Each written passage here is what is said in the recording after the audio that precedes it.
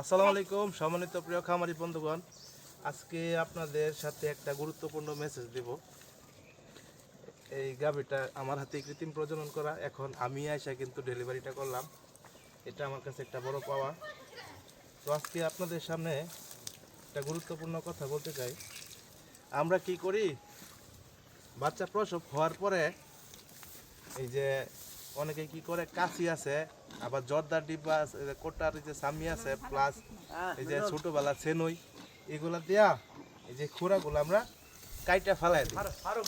Actually এটা কাইটা ফালানো ঠিক না, কারণ আল্লাহ এটা প্রথম সৃষ্টি করছে যাতে সে প্রথম যে দাঁড়াইলে যাতে সে ব্যথা না পায়।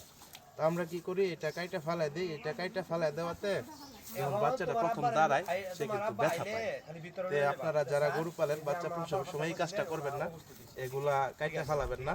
অনেক সময় কি করি, যে ভুতা কাশি বা পুরান কাশিতে এগুলা করাতে ধনুষ্টঙ্কা হয়ে যেতে পারে, সেন্সিটিভ বিষয়। আবার আরেকটা মেসেজ হলো, এই যে দেখেন এই যে গাভীর যে কোষ বা আমরা গ্রাম্য ভাষায় গস বলি, এটা অনেকে কি করি প্রসবের সময় এইভাবে হোমানে চাপি। এইভাবে চাপলে কি হয়, এই যে গসটা এইভাবে ভাঙ্গা যায়। ভাঙ্গা যাওয়াতে বাছুর যখন বড় হয় তখন গসটা এইভাবে ভাঙ্গা গেলে আপনার এই দিক গা হয়, থকথকা থাকে, ভিজা থাকে। তো এই কাজটা আপনারা করবেন না। গস আল্লাহ প্রদত্ত, এটা হচ্ছে শাহিওয়াল বীজ দেওয়া, এটার গস আল্লাহর মতো এমনিতে আসবে। আর অনেকেই কি করি, এই গসটা না চেটকা এলাই ভাঙ্গালাই পরে এরকম ভাবে আইলা যায়। তো এই কাজটাও করবেন না।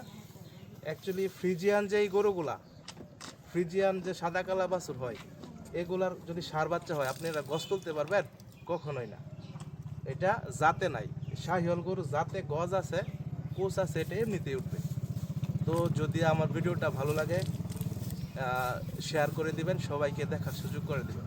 আসসালামু আলাইকুম।